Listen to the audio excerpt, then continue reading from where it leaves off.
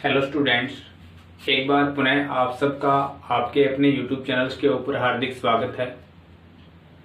हम कर रहे थे 10th क्लास का भूगोल और भूगोल के अंदर हमने फर्स्ट लेसन है वो कंप्लीट कर लिया है, जिसका नाम था संसाधन एवं विकास। आज हम सेकंड लेसन स्टार्ट करने जा रहे हैं और सेकंड लेसन का नाम है वन एवं वन्य जीव संसाधन। इस लेसन को करने से पहले मैं उन स्टूडेंट्स को जो बाद में जुड़े हैं हमारे चैनल से, जिसने फर्स्ट लेसन को नहीं देखा है, तो हमारे चैनल्स की प्लेलिस्ट के अंदर जाइएगा। वहां पे 4-5 छोटी छोटी वीडियो मिलेंगी आपको फर्स्ट लेसन की, उसको देखकर आप समझ सकते हो उस लेसन को आसानी के साथ। ठीक है, तो चलिए आज लेसन है उसको स्टार्ट करते हैं। हमारा जो लेसन रहने वाला है वो वन एवं वन्य जीव संसाधन है, यानी कि इस लेसन के अंदर वनों के अंदर जो जीव मिलते हैं उन सब के ऊपर चर्चा करेंगे विस्तार से। हम उनके संरक्षण की बात करेंगे, संरक्षण में किन किन समुदायों की भूमिका रही है उसके ऊपर चर्चा करेंगे। लेकिन आज हमारा जो वीडियो वो शॉर्ट रहने वाला है। आज हम करेंगे केवल जो वन्य जीव हैं उनकी जो श्रेणियां हैं उनके ऊपर चर्चा करेंगे। आप सबको पता है कि भारत विविधताओं वाला देश है। यहाँ पे जीवों के अंदर भी बहुत सारी विविधता पाई जाती है। जैव विविधता के मामले में भारत संपन्न राष्ट्र है। ठीक है, यहाँ पे विश्व की जो जीवों की उपजातियां पाई जाती हैं उसमें से लगभग 8% उपजातियां हैं वो भारत में पाई जाती हैं। ठीक है, यहाँ से क्वेश्चन आ जाता है शॉर्ट टाइप्स में कि भारत में विश्व की कितने प्रतिशत उपजातियां वो पाई जाती है, तो 8% उपजातियां वो भारत में पाई जाती हैं। भारत में जब उपजातियों की बात करें तो लगभग 81,000 वन्य उपजातियां पाई जाती हैं। यानी कि जो वन्य जीव हैं इनकी लगभग 81,000 उपजातियां हैं वो देश के अंदर देखने को मिलती हैं, जबकि 47,000 के आसपास लगभग 47,000 वनस्पति है उसकी उपजातियां पाई जाती है देश के अंदर। ठीक है, और इन 47,000 में से 15,000 उपजातियां हैं वो देशज हैं। देशज यानी कि वो भारतीय उपजातियां हैं लगभग 15,000 के आसपास। तो यहां से भी क्वेश्चन पुट हो सकता है कि भारत में कितने प्रतिशत जो वनस्पति की जो उपजातियां हैं वो देशज हैं यानी कि भारतीय हैं, वो लगभग 15,000 के आसपास है। टोटल 81,000 वन्य जीव और 47,000 वनस्पति की उपजातियां वो देश के अंदर पाई जाती है। तो इन सबको देखते हुए हम कह सकते हैं कि भारत है वो जैव विविधता के मामले में, वन एवं वन्य जीवों के मामले में एक संपन्न राष्ट्र है। ठीक है, यहाँ पे लगभग हर प्रकार की वनस्पति और हर प्रकार के जो जीव जंतु हैं वो देखने को मिलते हैं। इन जीव जंतुओं को अंतरराष्ट्रीय स्तर पर एक संस्था है जिसका नाम है IUCN international union for conservation of nation. International union for conservation of Nations नामक एक संस्था है। इस संस्था ने विश्व की वन्य एवं वन्य जीव उपजातियों को 6 अलग अलग श्रेणियों में बांटा है, जिनको हमने पहले ही नोट डाउन कर लिया था ताकि समय की बचत हो सके। ठीक है, तो उस संदर्भ में इन 6 अलग अलग उपजातियों की श्रेणियां हैं, इनको एक एक करके डिस्कशन करेंगे। यहाँ से भी एक नंबर्स के या 2 नंबर्स के क्वेश्चन है वो ज्यादा पुट होते हैं इन श्रेणियों में से। ठीक है, तो चलिए स्टार्टिंग करते हैं। सबसे पहले जो श्रेणी है वो है सामान्य जातियां। ठीक है, सामान्य जातियां कौन सी होती हैं? देखो, सामान्य जातियां वे जातियां होती हैं जो जीवन के लिए सामान्य रूप से देखने को मिलती हैं या सामान्य रूप से पाई जाती हैं। ठीक है, वो होती है सामान्य जातियां। इसके अंदर जो पशु होते हैं जो सामान्य रूप से जीवन के लिए देखने को मिलते हैं, जो पाए जाते हैं, वो इसके अंदर शामिल होते हैं। पशुओं में जैसे भैंस है, जैसे गाय है, जैसे भेड़ है, बकरी है, इस प्रकार के जो पशु है वो इसके अंदर शामिल किए जाएंगे। इसके अतिरिक्त जो वृक्ष है, जो वनस्पति की बात करेंगे तो चीड़ है और साल का जो वृक्ष है वो सामान्य रूप से पाया जाता है, ये भी सामान्य प्रजातियों के अंदर शामिल किया जाएगा। इसके अतिरिक्त जो है रोड्स जो होते हैं, रोड्स एक प्रकार से हम मान सकते हैं चूहे की जो प्रजाति होती है ना, चूहे की, उसको हम कह सकते हैं। और चूहे की एक प्रजाति है वो गिलहरी के रूप में आप देखते हो, तो वो भी इसके अंदर शामिल कर सकते हैं। रोडेंट्स जो होते हैं वो होते हैं गिलहरी या चूहे की जो एक प्रकार की प्रजाति होती है। ये कौन सी होती है? ये जो सामान्य रूप से जो देखने को मिलती है, सामान्य रूप से पाई जाती है, इसलिए इनको सामान्य जातियां कहा जाता है। ठीक है, तो इसकी अगर डेफिनेशन पूछी जाए सामान्य जातियां कौन सी होती हैं, तो हम ये बताएंगे कि सामान्य जातियों में वे जातियां शामिल होती है जो सामान्य रूप से पाई जाती हैं। ठीक है, जिसमें विभिन्न प्रकार के पशु है, चीड़ है, साल है या रोडेंट्स जो है वो देखने को मिलते हैं। ठीक है, हो जाएगा। इसके अतिरिक्त जो सेकंड जो है वो है संकटग्रस्त।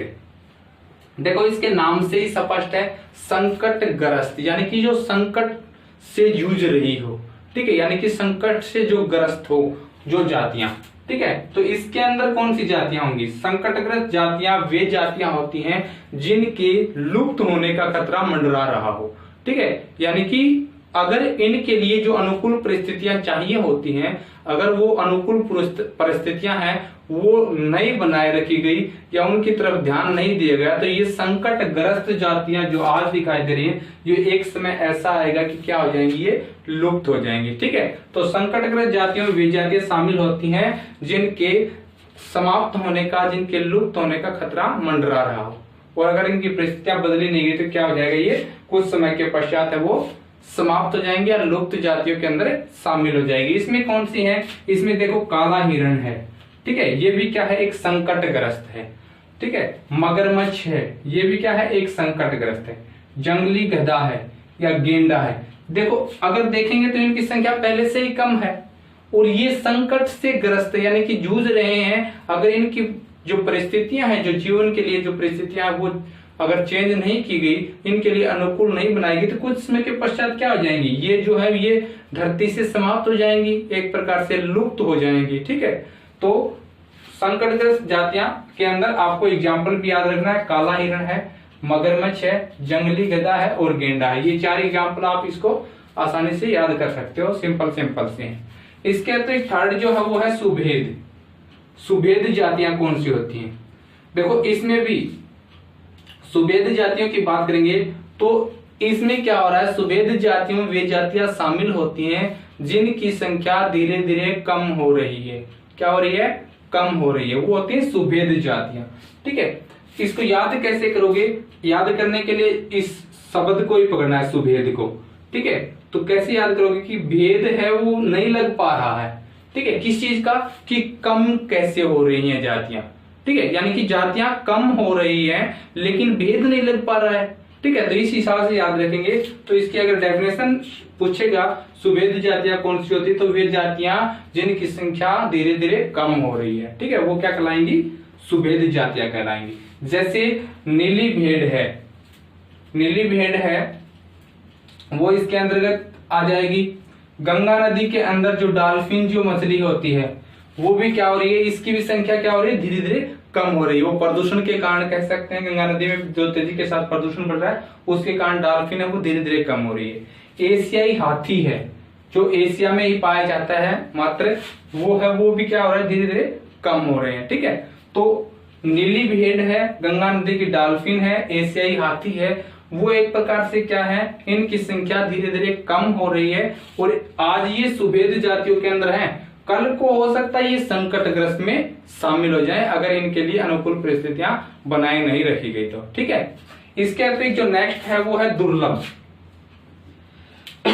सॉरी, दुर्लभ जातियां कौन सी होती है? कोई भी चीज होती है ना दुर्लभ तब होती है जब उनकी मात्रा कम होती है।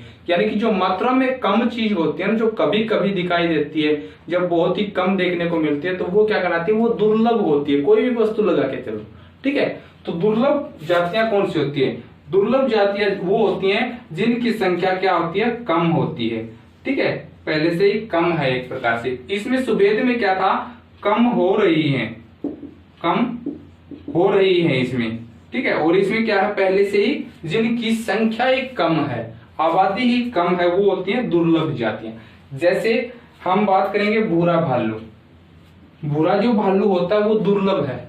कहाँ पे? हिमालय क्षेत्र के अंदर देखने को मिलता है और बहुत कम, रेयर चांस होते हैं, बहुत कम देखने को मिलता है, इसलिए ये क्या है? एक दुर्लभ जाति के अंदर शामिल किया जाता है। इसके अतिरिक्त मरुस्थल के अंदर जो लोमड़ी पाई जाती है, ठीक है, मरुस्थलीय क्षेत्रों में, पूरे सब मरुस्थलों में नहीं पाई जाती, लेकिन कुछ एक क्षेत्रों में वो देखने को मिलती है, इसलिए वो क्या है, दुर्लभ है। यानी कि कुछ क्षेत्रों विशेष में और बहुत कम रेयर चांस होते हैं, बहुत कम मात्रा में पाई जाती हैं, तो वो क्या हो जाती हैं, वो दुर्लभ जातियों के अंदर शामिल हो जाती हैं। ठीक है, इसके अतिरिक्त जो नेक्स्ट जो है वो है स्थानिक। स्थानिक जातियां कौन सी होती हैं, इसको भी नाम से देखो, नाम सबसे पहले नाम पकड़ना होता है कि नाम के हिसाब से हम उसको कैसे याद कर सकते हैं। जैसे इसमें है स्थानिक, स्थान जुड़ गया, यानी कि स्थानिक जातियों के अंदर वे जातियां होती हैं जो किसी भौगोलिक सीमा के अंदर, किसी क्षेत्र विशेष के अंदर ही देखने को मिलती हैं।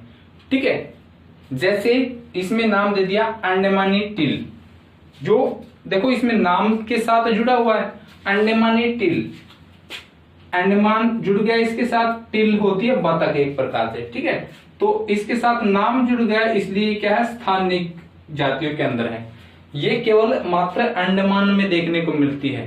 ठीक है, अंडमान में पाई जाती है। इसके अतिरिक्त अंडमान के अंदर जंगली सूअर है, वो केवल अंडमान में ही पाया जाता है, इसलिए इसके साथ भी नाम जुड़ गया, अंडमानी टिल या अंडमानी जंगली सूअर।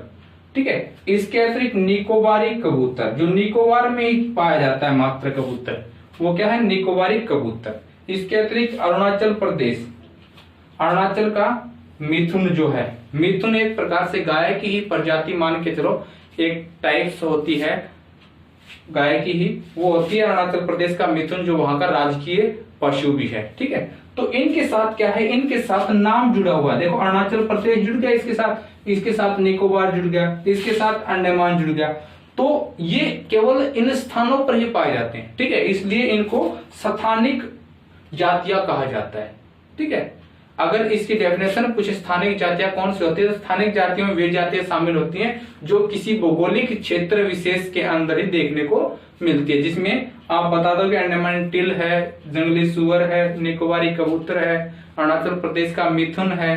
ठीक है, वो इसके अंदर आप एग्जाम्पल है वो दे सकते हो। इसके अतिरिक्त जो लास्ट जो हमारे है वो है लुप्त। लुप्त यानी कि जो समाप्त हो चुकी हैं जो जातियां।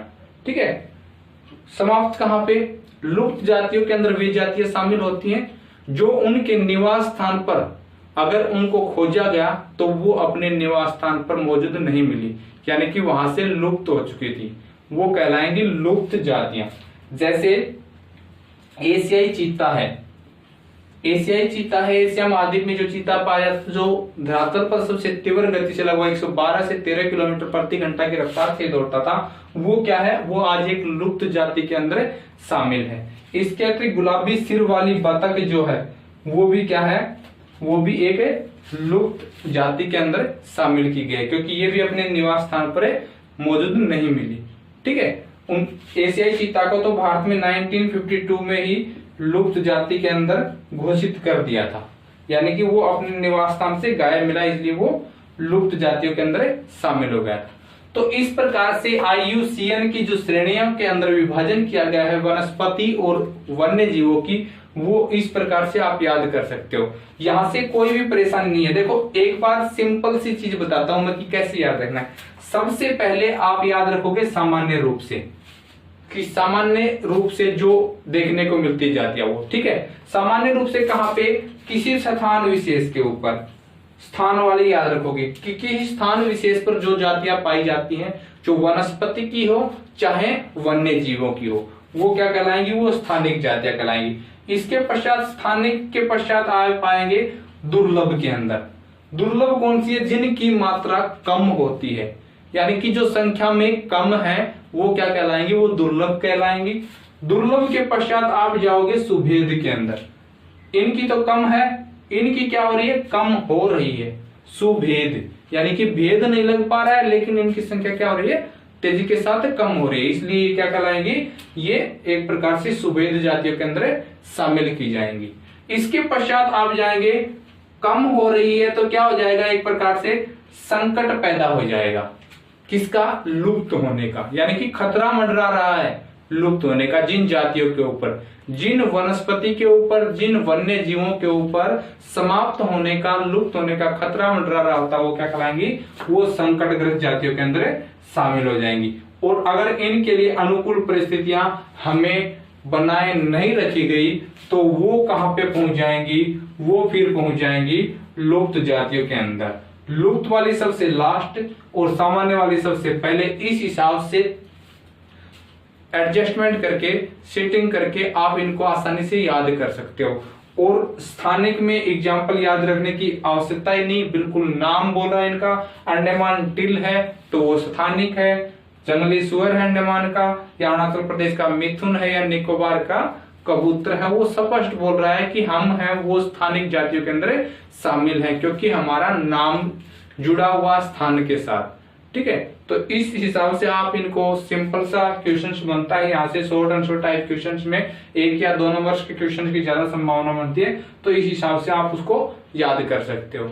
ठीक है, तो लंबा वीडियो नहीं खींचेंगे, बिल्कुल शॉर्ट पार्ट्स के अंदर आराम से करेंगे, बिल्कुल कोई जल्दबाजी नहीं है।